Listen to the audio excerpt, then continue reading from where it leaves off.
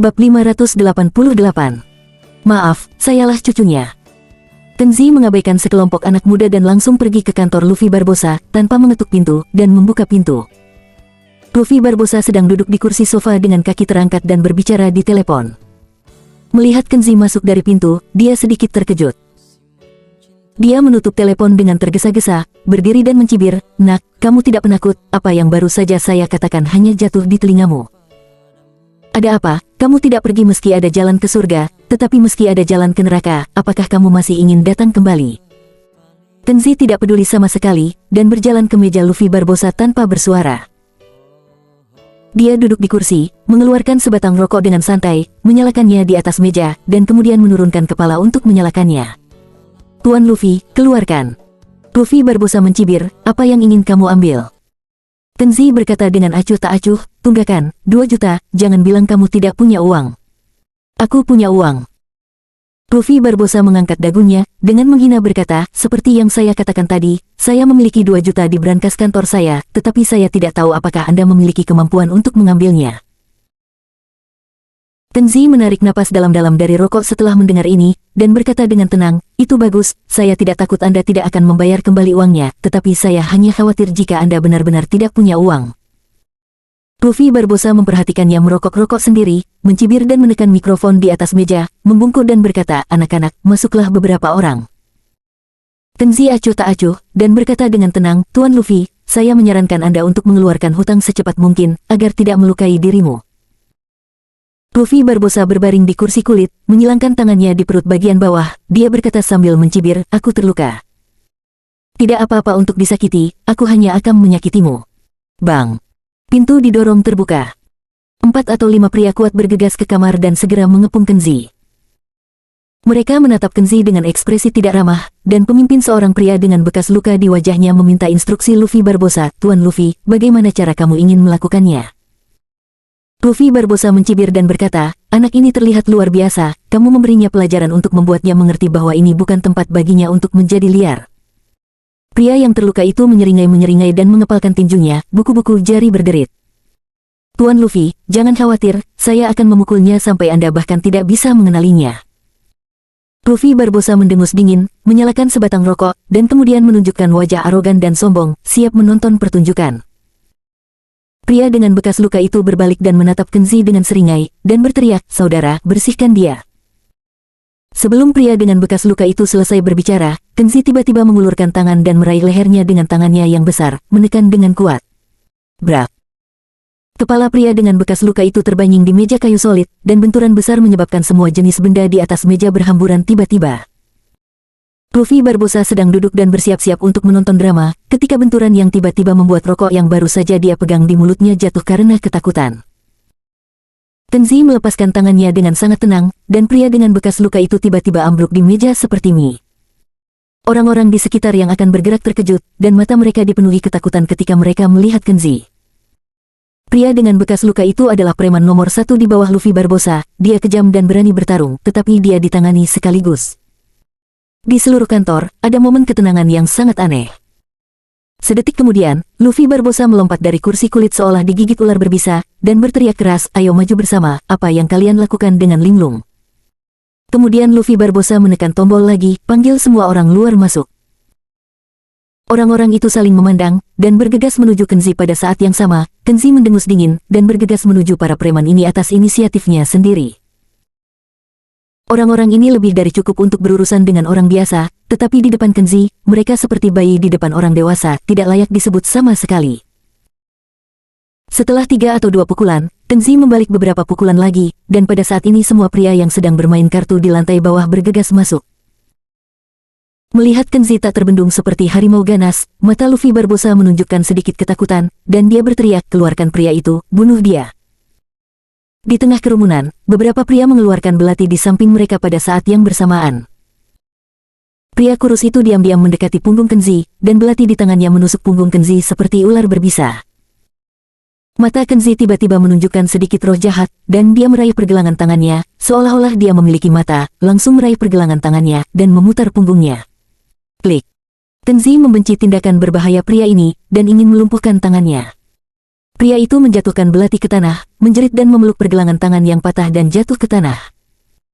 Tulang yang patah tampak sangat menyedihkan, dan tulang putih menembus kulit yang terlihat sangat menakutkan.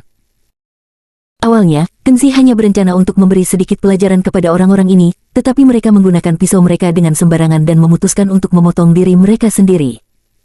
Bagaimana Kenzi bisa lebih sopan kepada mereka? Kenzi bergegas sepanjang jalan, meratap kemanapun dia pergi. Mereka yang bertangan kosong dilempar ke tanah oleh Kenzi, dan mereka yang memiliki senjata tajam semuanya dipatahkan oleh Kenzi. Ketika Kenzi berhenti, sudah tidak ada seorang pun yang berdiri di seluruh kantor kecuali Kenzi. Kenzi mengangkat jari kakinya, sebuah belati memantul dari tanah dan jatuh ke tangan Kenzi.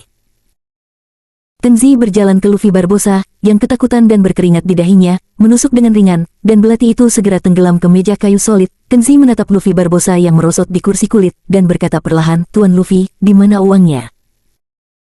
Melihat ekspresi Kenzi, Luffy Barbosa merasa kakinya gemetar, dan setetes keringat menetes dari dahinya, tetapi dia tidak berani menghapusnya. Industri tempat dia semula bergerak setengah hitam dan setengah putih, dan dia tahu orang seperti apa dia. Melihat darah adalah hal biasa, tetapi dia belum pernah melihat pria yang begitu kuat dan kejam. Pria yang baik tidak menderita kerugian langsung, jadi Luffy Barbosa memutuskan untuk segera menyerah. Dia tidak ingin diperlakukan seperti bawahan itu. "Bayar, segera." Luffy Barbosa setuju tanpa ragu, lalu bertanya dengan hati-hati, "Maaf, apakah Anda ingin cek atau uang tunai?" Kenzi berkata, "Tunai." Kenzi tahu bahwa Luffy Barbosa takut padanya sekarang dan tidak berani memainkan trik apapun, tetapi tidak ada jaminan bahwa dia akan memunggungi dia setelah dia pergi. Meskipun dia tidak takut dia akan memunggungi dia dan membuat masalah untuknya, tetapi dia tidak ingin melakukan perjalanan kedua untuk hal yang sama. Luffy Barbosa benar-benar tidak kekurangan uang seperti yang dia katakan. Dia membuka brankas di kantor di depan Kenzi, dan ada tumpukan uang di dalamnya. Luffy Barbosa menemukan sebuah kantong dan memasukkan 2 juta uang tunai ke dalamnya dengan hati-hati. Di depan Kenzi, dia mengambil beberapa tumpukan lagi dan meletakkannya di kantongnya. "Ada hutang 2 juta di kantong saya, dan 50.000 adalah kompensasi pribadi saya untuk Anda." Kenzi melirik tumpukan uang, dan berkata dengan tidak puas, "Apa pendapat Anda tentang saya, seorang perampok?" Luffy Barbosa tercengang, lalu menjabat tangannya lagi dan lagi, dengan senyum di wajahnya, "Kamu salah paham, ini hanya sedikit kerja keras, maaf merepotkanmu untuk datang dan menagih tunggakan." Kerja keras. Kenzi menatapnya, juga tidak ingin bersikap sopan kepada orang seperti ini, dia berkata sambil mencibir. Luffy Barbosa mengangguk berulang kali, dan berkata dengan senyum di wajahnya, seharusnya begitu." Dia menyalakan sebatang rokok lagi, menatap Luffy Barbosa dan berkata, "Saya ingat ketika Anda menyuruh kami pergi Barusam, saya sepertinya mendengar Anda berbicara tentang cucu." Luffy Barbosa segera berubah pahit, dan menamparkan dirinya sendiri 2 kali segera setelah dia mengangkat tangannya, "Saudaraku, maafkan aku adalah cucunya, dan kamu adalah kakekku. Tolong pegang aku tinggi-tinggi dan ampuni aku." 2 tamparan Luffy Barbosa sangat keras, wajah itu ada bekas jari di seluruh wajahnya, dan wajahnya dengan cepat membengkak. Kenzi menghela nafas, "Kamu sangat membosankan, bagaimanapun juga, kamu harusnya lebih tangguh, setidaknya tunggu aku membersihkan dan kamu akan menjadi lembut." Luffy Barbosa tersenyum malu-malu, dan tidak berani menjawab. Jika keras kepala, khawatir itu akan lebih buruk daripada orang-orangnya, belum lagi betapa keras kepala, dia masih harus membayar kembali uang pada akhirnya, atau kehilangan muka, jadi mengapa tidak menyerah lebih awal?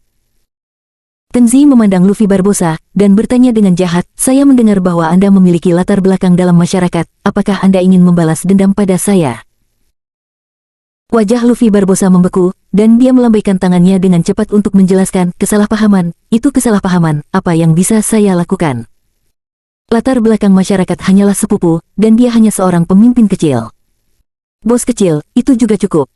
Kenzi berkata dengan santai. Wajah Luffy Barbosa menjadi pucat lagi, dan segera berkata, "Saudaraku, sejujurnya, kamu sangat galak, tidak peduli berapa banyak aku memanggilmu saudara, aku tidak akan bisa mengalahkanmu.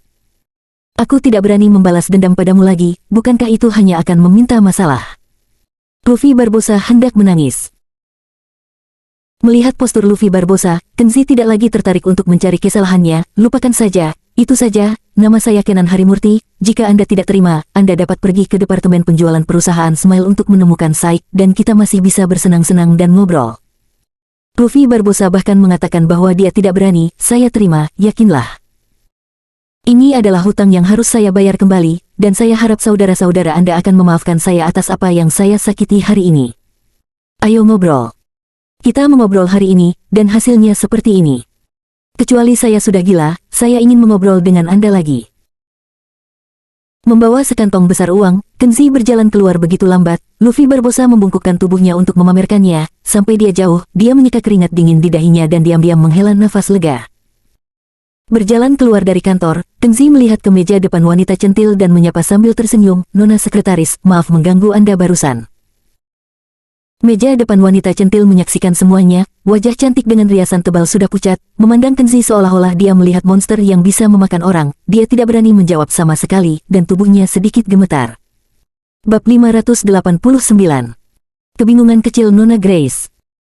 Kenzi membawa tas koper berisi uang, dan begitu dia masuk ke departemen penjualan, dia melihat kantor manajer dengan pintu terbuka. Kiba William berdiri di belakang meja, memarahi Grace Ananta dengan alis terangkat. "Katakan sendiri, salah satu tugasmu di departemen penjualan mana yang memuaskanku? Aku akan mengatur agar Anda diberhentikan." Grace Ananta tampak sedih dan membela diri. "Manajer, Anda tahu bahwa utang perusahaan Barbosa tidak mudah dikumpulkan. Bukan hanya saya, departemen penjualan telah mengirim orang untuk menagih utang beberapa kali, tapi tidak ada yang bisa memintanya kembali." Kiba William melambaikan tangannya dengan tidak sabar, menyatakan bahwa dia tidak ingin mendengarnya, dan kemudian bertanya dengan wajah cemberut, "Jika kamu tidak bisa mendapatkan uangnya kembali, kenapa kamu tidak menolaknya? Apakah ada alasan untuk memberitahuku bahwa kamu tidak dapat menyelesaikan tugas? Jika Anda menagih kembali uang yang terhutang, kinerja Anda bagus, dan jika saya ingin menaikkan gaji Anda lagi, rekan kerja lain akan berhenti membuat komentar sarkastik. Saya secara khusus menyerahkannya kepada Anda, tetapi bagaimana dengan Anda? Apa yang telah Anda lakukan telah mengecewakan saya." Kiba William mengucapkan kata-kata lurus dan kata-kata yang terdengar tinggi, tetapi Grace Ananta menolak untuk menerimanya karena dia sangat jelas, Kiba William sengaja mengerjainya. Grace Ananta menekan keluhannya, dan berkata dengan air mata berlinang, "Manajer Kiba, kamu tahu di dalam hatimu bahwa bukan salahku jika tidak bisa mendapatkan uang ini kembali. Jika kamu masih memiliki hati nurani dasar sebagai manusia, tolong lihat bahwa saya adalah wanita yang lemah dengan kondisi yang sangat sulit, jangan mempermalukan saya, dan jangan melakukan hal-hal yang begitu buruk." Mendengarkan kata-kata lembut Grace Ananta, Kiba William merendahkan suaranya, tersenyum negatif, dan berkata dalam bahasa yang hanya bisa didengar oleh mereka berdua, "Grace Ananta, apakah kamu memohon padaku? Kakak Kiba tidak akan mengabaikan kesulitanmu yang sebenarnya." Ruang utilitas di lantai atas, pikiran Kiba William muncul di ruang utilitas yang berantakan, mendorong Grace Ananta ke bawah di sofa kantor yang bobrok dan luas dan melakukan apapun yang dia inginkan. Matanya langsung menjadi panas dan serakah, dan dia membidik dada Grace Ananta dengan sembrono di kemeja putih penuh dan ketat di depan. Grace Ananta menjadi tegang tanpa sadar, mencengkeram dadanya, menggelengkan kepalanya ke belakang. "Tidak, tidak, Manajer Kiba, aku tidak bisa memiliki hubungan seperti itu denganmu, tolong jangan membuatku malu." Kiba William menekan suaranya dan berkata pahit, "Karena kamu tidak tahu cara mengangkat, jangan salahkan aku." Dia tiba-tiba membanting meja, wajahnya tegas, dan mengangkat nadanya, "Grace Ananta, jangan beri aku alasan. Kamu tidak melakukan pekerjaan dengan baik, kamu harus menerima hukuman. Mulai bulan ini dan seterusnya, gaji akan dihentikan, dan kamu akan dipindahkan ke studi pasca kerja." Grace Ananta memandangnya dengan wajah mengerikan, matanya merah, dan dia tidak bisa menahan tangis. Di luar pintu, banyak karyawan departemen penjualan melihat pemandangan ini di kantor manajer. Mereka melihat dari kejauhan, beberapa dengan simpati di wajah mereka, dan beberapa dengan sinis. Kiba William tidak keberatan bawahannya melihat situasi di sini, sebaliknya, membawa Grace Ananta untuk beroperasi di depan umum akan memberikan efek jera dan membuat bawahan lebih patuh. Dengan ekspresi anggun di wajahnya, dia berkata dengan arogan, "Grace Ananta, aku akan memberimu nasihat lagi. Di masa depan, di depan bosmu, kamu harus rendah hati dan hormat, dan lebih memperhatikan sikapmu." Oh, Manajer Kiba adalah pejabat yang sangat kuat. Seorang karyawan wanita yang lemah telah dizalimi. Pada saat ini, terdengar suara tawa, dan Kenzi masuk ke kantor dengan tas koper dan dengan murah hati. Kulit Kiba William berubah, dan dia menatapnya, merasa sangat kesal.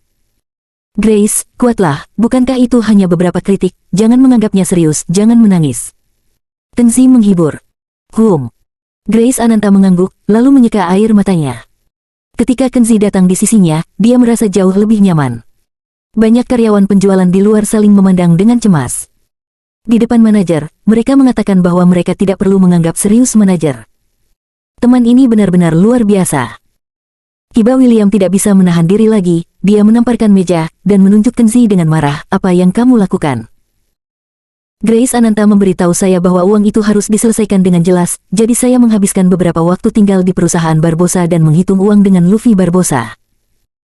Setelah selesai berbicara, dia menendang tas koper di bawah kakinya, "Tolong manajer Kiba untuk memeriksa, saldo 2 juta, dan lihat apakah ada yang kurang." Kiba William tercengang, melihat tas menggembung di ubin lantai. Apakah mungkin tunggakan telah dipulihkan? Grace Ananta juga tercengang, melihat tas koper, lalu pada Kenzi, matanya yang indah penuh kebingungan, "Kapan aku menyuruhnya tinggal dan menghitung uang dengan Luffy Barbosa?" Dengan sapuan, Kiba William melemparkan dirinya ke tas seperti anjing lapar, dan membuka resleting dengan tidak percaya, tetapi ketika dia melihat bahwa itu penuh dengan uang kertas merah, dia hampir kehilangan akal. Apa yang telah terjadi? Bukankah Grace Ananta mengatakan bahwa hutangnya belum terbayar? Mungkinkah dia sengaja menyergap saya? Dia menatap Grace Ananta dengan curiga. Dihadapkan dengan pergantian peristiwa yang tiba-tiba ini, Grace Ananta benar-benar tersesat. Dia sama sekali tidak tahu bagaimana Kenzi melakukannya. Luffy Barbosa jelas tidak suka berbicara, jadi mengapa dia mendapatkan uangnya kembali? Kenzi menjentikkan abu rokok dan berkata dengan mengejek, setelah melihat uangnya, "Apakah manajer Kiba memiliki hal lain untuk dikatakan?" "Baru saja sepertinya aku mendengar dari manajer Kiba bahwa selama uang terkumpul, Grace Ananta akan diberikan kenaikan gaji dan komisi. Hari ini Grace Ananta mengajakku untuk menagih tagihan. Itu bisa digambarkan sebagai pertempuran kecerdasan, keberanian, dan kerja keras. Pendatang baru ini juga telah belajar banyak darinya. Saya menyarankan agar manajer Kiba menghadiahi Grace Ananta sesuai prestasi, memberi Grace Ananta kenaikan gaji, dan komisi sesuai aturan, sehingga mendorong banyak kolega bekerja lebih keras di masa depan." Kenzi sengaja mengatakan pidato semacam ini adalah untuk membiarkan semua rekan di luar mendengarnya, sehingga kata-kata Kiba William tidak akan diabaikan. Dan dia dengan sengaja memuji Grace Ananta dengan motif tersembunyi. Karyawan departemen penjualan di luar semua terkejut ketika mereka mendengar bahwa hutang perusahaan Barbosa yang sangat sulit untuk ditagih, mereka benar-benar menagihnya kembali. Bagaimana mereka melakukannya? Wajah Kiba William gelap, tapi dia benar-benar tidak ingin memenuhi janjinya dan memberi Grace Ananta kenaikan gaji. Namun, ada begitu banyak bawahan yang diam-diam mengawasi di luar, dan anak ini telah memimpin. Jika dia tidak menuruti apa yang dia katakan, itu pasti akan merusak gengsinya. Pada akhirnya, dia berkata dengan wajah gelap, "Grace Ananta, kamu melakukan pekerjaan dengan baik. Kirim uang itu ke Departemen Keuangan, dan mereka akan memberimu komisi sesuai dengan peraturan. Bagian penjualan juga akan meminta kredit untukmu dan naikkan gajimu." Kenzi tersenyum puas, manajer Kiba memiliki penghargaan dan hukuman yang jelas, seperti yang diharapkan dari manajer yang hebat. Dia menoleh ke Grace Ananta lagi, dan berkata sambil tersenyum, "Grace, mengapa Anda tidak berterima kasih kepada manajer Kiba?" Grace Ananta sama sekali tidak berterima kasih kepada Kiba William, dan dia bahkan tidak melihat ke arah Kiba William. Dia memandang Kenzi, matanya merah, dan dia hanya sangat tersentuh dan bersyukur.